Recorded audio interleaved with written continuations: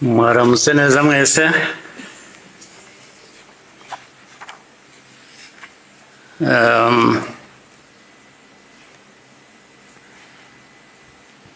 Ngira ngo mpere ku ingingo yo kuvuga ubuhamya Minisitiri Bizimana yatugejejeho. Hari ubundi buhamya burebure burimo amateka akomeye Theoneste namaze kutugezaho. Ibyo twumvise byose bifite aho bishingiye, ni ukuri. Abafite uko babihakana cyangwa babihakanya, ngira ngo bafite akazi gakomeye kugira ngo uhindure amateka nk'ayo y'abantu nk'abandi, uyagire uko ushaka, yaba mu gihugu hano, byaba hanze, cyane cyane bakunze guhindura aya mateka yacu ku mpamvu zitandukanye.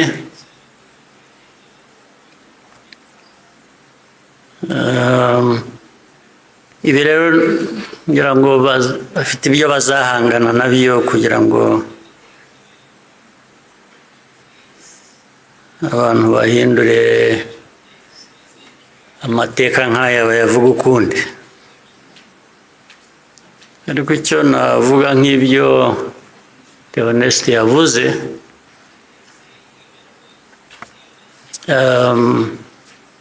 ibihe byo birahinduka, ibihe byarahindutse.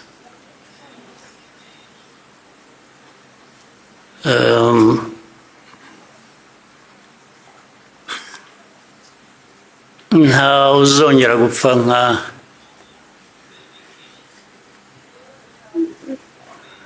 nk'uko Theoneste yabivugaga, n'abapfuye cyangwa nawe uko yapfuye. Buriya yarapfuye, kuba ariho ni nko kuzuka, ariko nta wakongera gupfa kuriya. Impamvu kandi mu zindi nyinshi,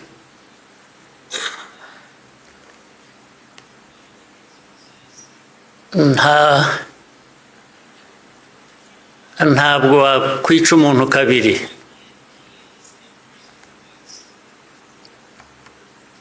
Ubigerageje azakwica mbere yo kumwica.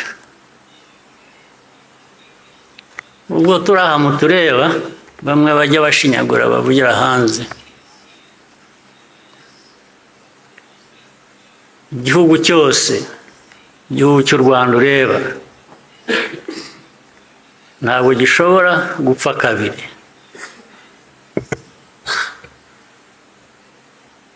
Mbere y'uko wakwica u Rwanda azakwica. Ntabwo wakwica abantu kabiri, ntibibaho. Tureba aha ntabwo twapfa kabiri. Ari twe bakuru, ari abana bacu, ntawe uzabica kabiri, ntibishoboka, ntabwo byakunda.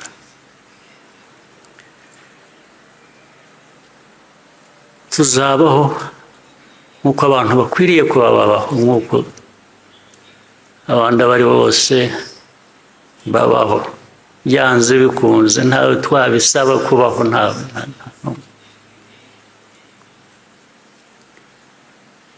Uko mbivuze uku, hari ababyumva ukundi cyangwa hari abazabisubiramo ukundi, ariko uko mbivuze ni uko nguko aba ariko mu gutwara.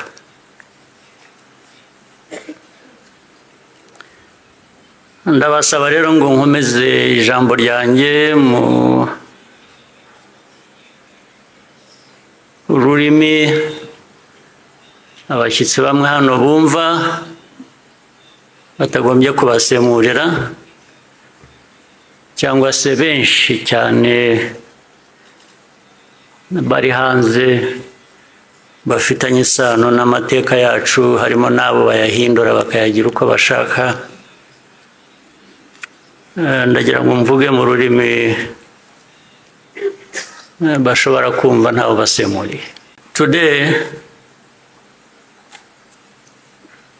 we gather again in remembrance to everyone present and watching online. Thank you for joining us on this important day.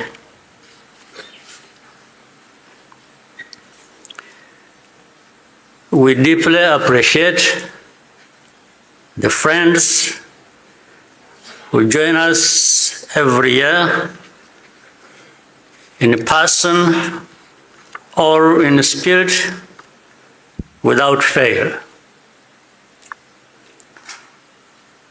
I thank the survivor who has just spoken. These testimonies keep memory alive for all of us and for those who will follow us. Kwibuka carries profound meaning for our nation.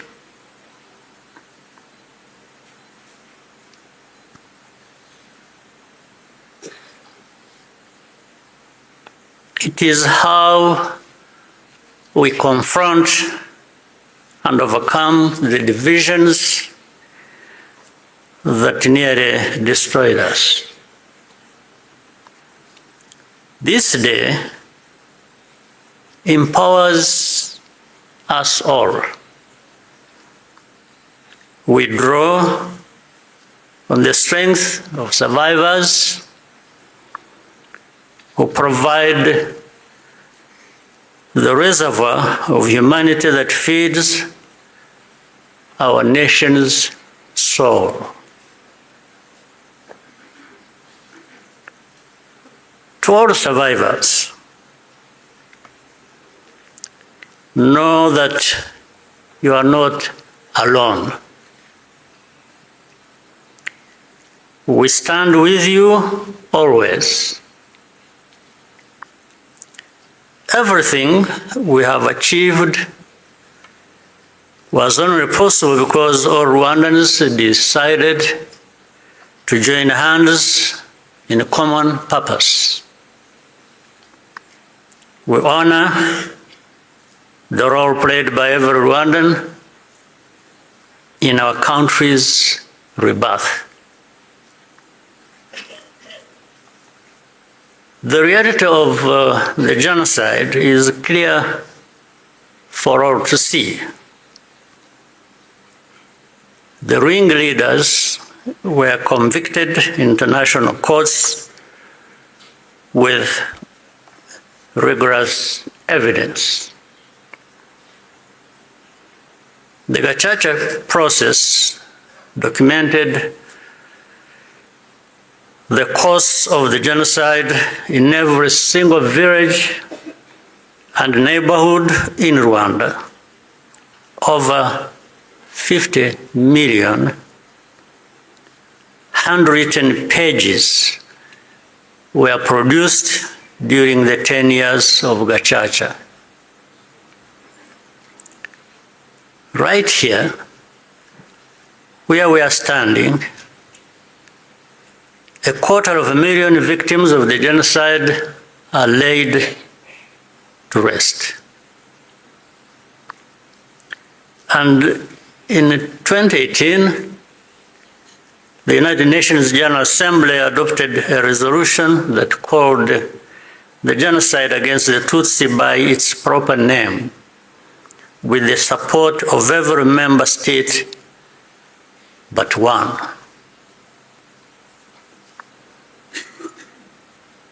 The truth is undeniable, and yet we still find people sowing doubt and twisting the facts up to today. This is not just a matter of ignorance, but something much deeper.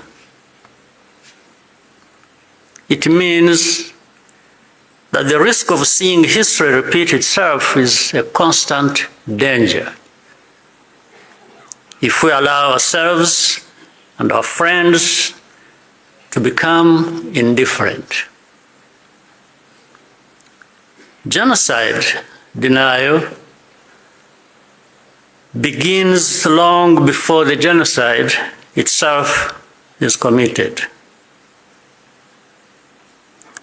There is a pattern of looking away from the warning signs or taking them lightly. Hate speech turns into hate acts, dismissed as expressions of popular discontent. Behavior that should be immediately condemned is rationalized and minimized. The preparations are masked by narratives of popular grievance and fear. In the process, a moral equivalence is created between the targets of the genocide and the planners of it. All of these elements were present in our own story. There are some who pretend that the genocide against the Tutsi was a spontaneous event. That's not true. It was carefully prepared and carried out in plain sight.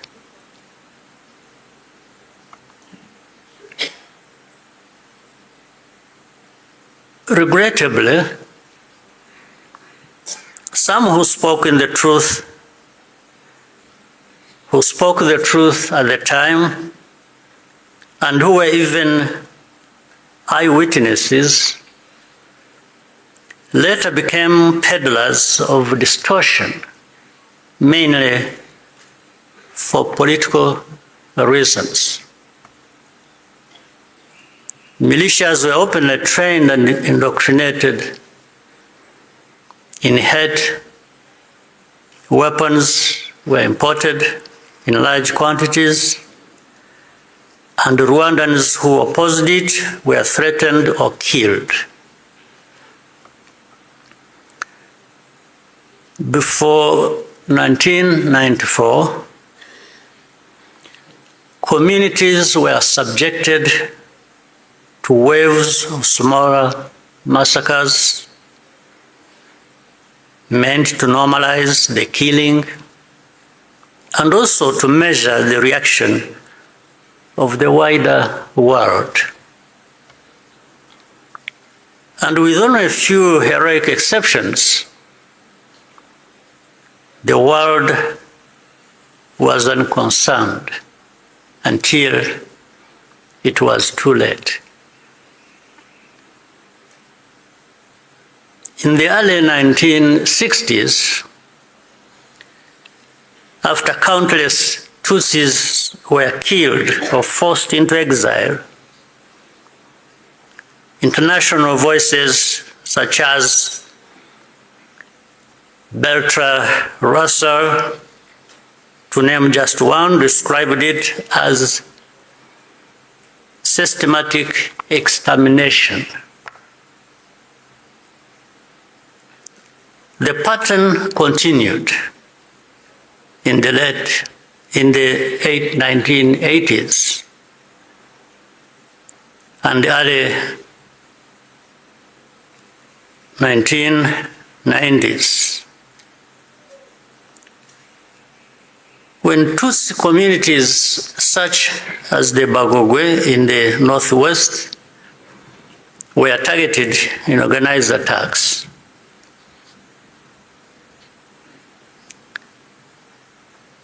in 1993, a commission led by Jean Crabonnier investigated these atrocities. After documenting mass graves and the involvement of state authorities, they concluded that a genocide was being prepared. In the same year, the UN Special Rapporteur Bakri Weli Ndiaye warned that organized propaganda portraying the Tutsis as enemies was spreading openly, helping prepare the population for mass violence. In January 1994, the command of the United Nations mission in Rwanda sent a fax back to headquarters in New York with detailed intelligence that Interahamwe were stockpiling weapons and compiling lists of Tutsis to be killed. He was then ordered to share the information with the very government which was preparing the genocide and to take no further action. And sadly, the reaction today is no different here in our region. And you can see it right before our eyes. When the genocide began, the nature of the crime was immediately obvious. All Tutsis were targeted because of their identity. Nowhere was safe, including churches and schools. That horrific reality only underscores the humanity and the courage of the Rwandans who took risk to provide hiding places for their fellow citizens.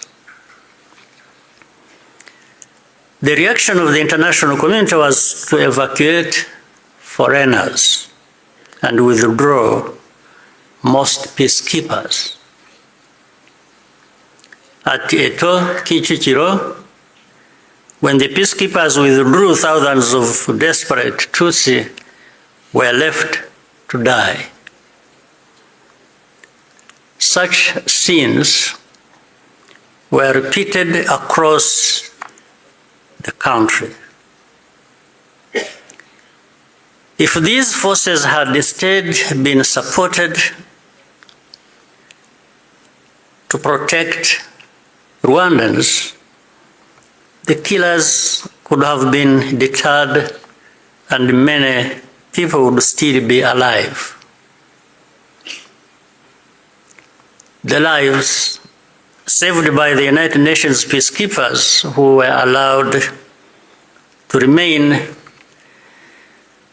makes clear how much more could have been done with political will. Even as the killings accelerated, the language used to describe what was happening itself became a matter of calculation. Genocide is defined in international law precisely to create an obligation to act. To witness such a crime and deliberately refuse to use the term is, in effect, genocide denial, perhaps even a form of aiding and abetting.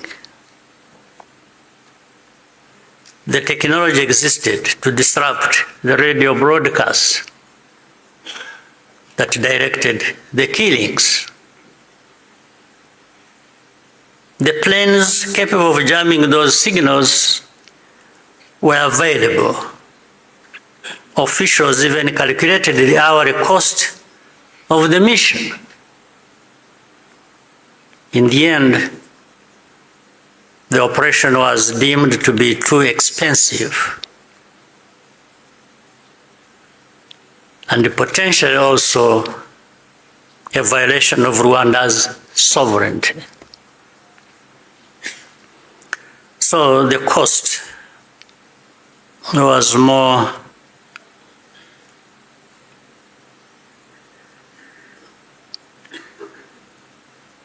it became too expensive. It was more expensive, especially when in their minds, those lives are really worthless. So our lives were worth nothing. That's fine. For Rwandans, the lessons have been brutal.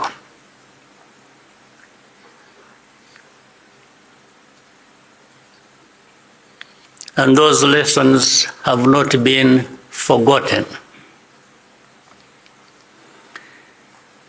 If our lives do not happen to align with someone else's interests, they are not worth saving. That's fine. And so it had to be the Rwandan Patriotic Army that led the campaign against the genocide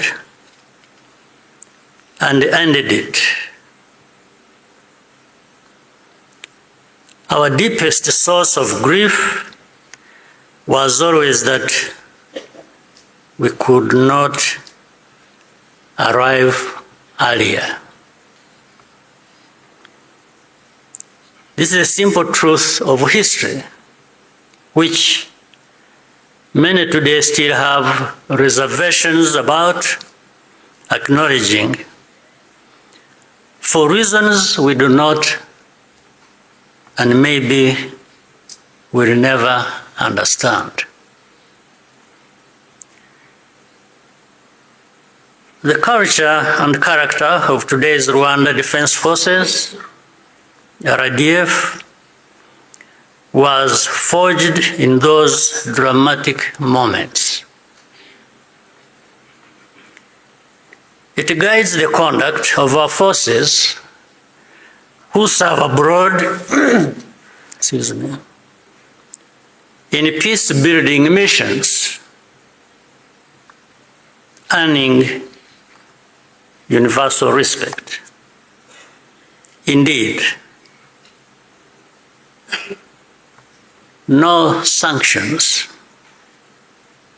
or insult from outside can ever tarnish the honor and integrity of Rwanda's defense and security forces, who are among the finest that can be found anywhere.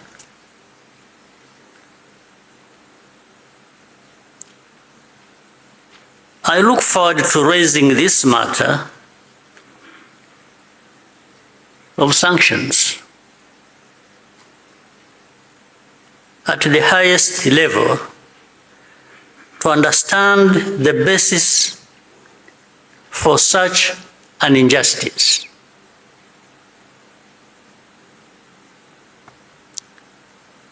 Rwandans understand the cost of tolerating extremism, and our central security principle is to put the protection of civilians first. After the genocide, Rwandans chose to rebuild our country together. With that came a promise to never let the politics of genocide take root ever again. I tell you,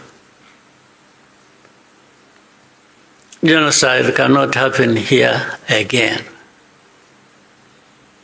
It won't happen.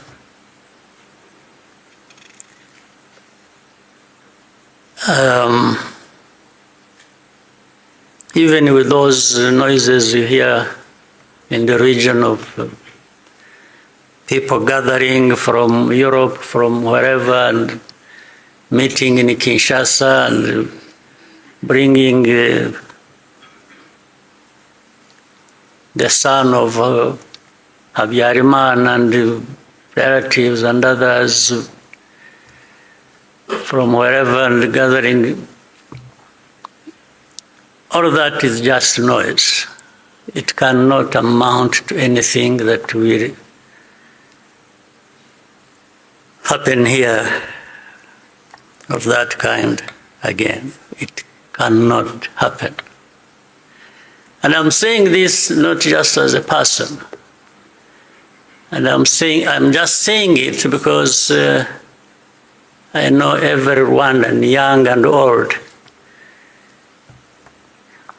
is as determined and is saying so, like I'm saying now to you.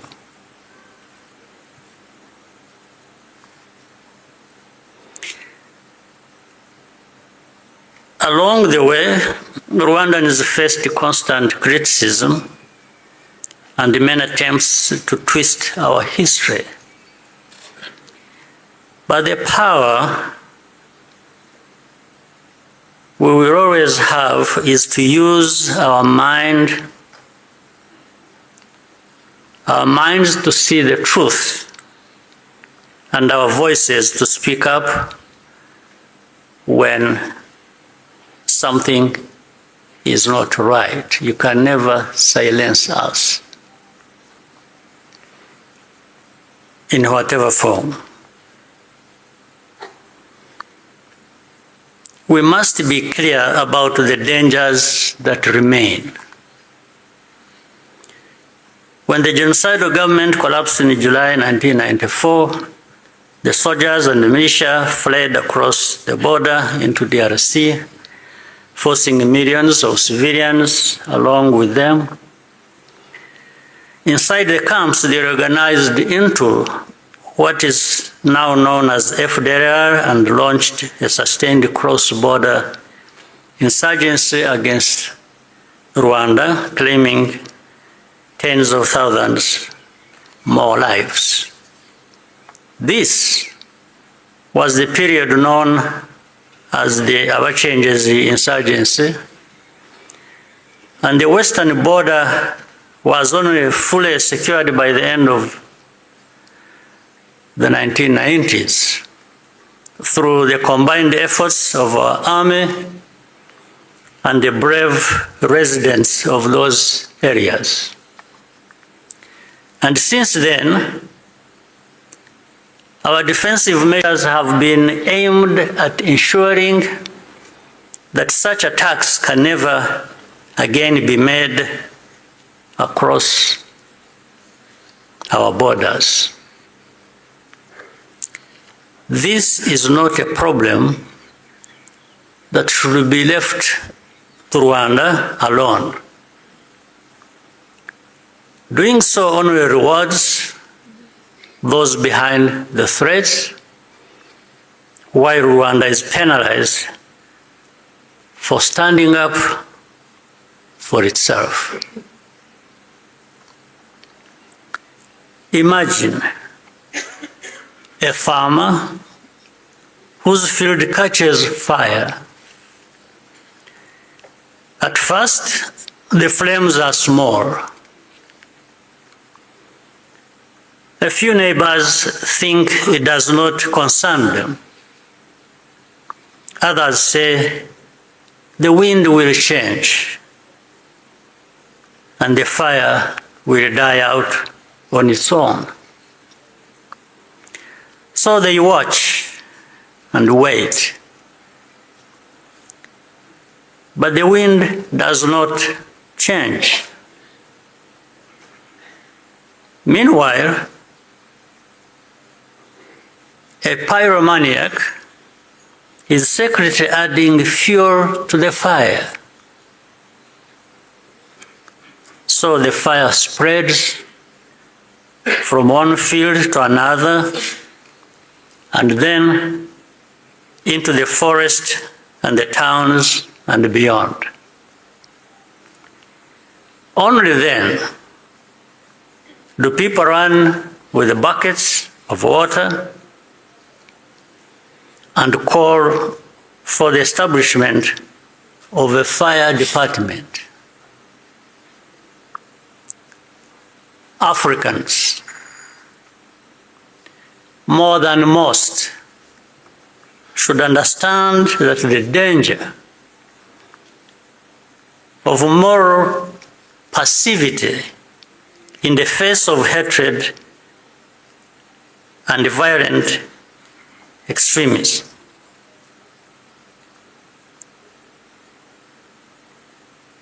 We should understand that danger, especially in the face of hatred and violent extremism. Africans, more than most, we must be reminded by all this history. Today, our continent accounts for the majority of the world's active conflicts. In 1994, Africa's collective institutions also failed to respond. I say this because the call for African sovereignty, legitimate and necessary as it is, must also mean that African institutions act decisively when Africans are at risk. Bad actors must not be allowed to hide behind the principle of sovereignty, to evade responsibility for abuses or deny citizens their rights. We cannot afford to repeat the mistakes of the past. Genocide ideology is still spreading in our region. Left unchecked, it has the power to take us all backwards again. There are those who claim that Rwanda exaggerates,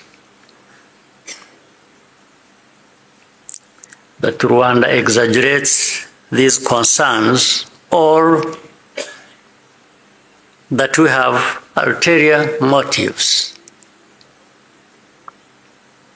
This is not only false, it exposes the deep cynicism that led to the tragedy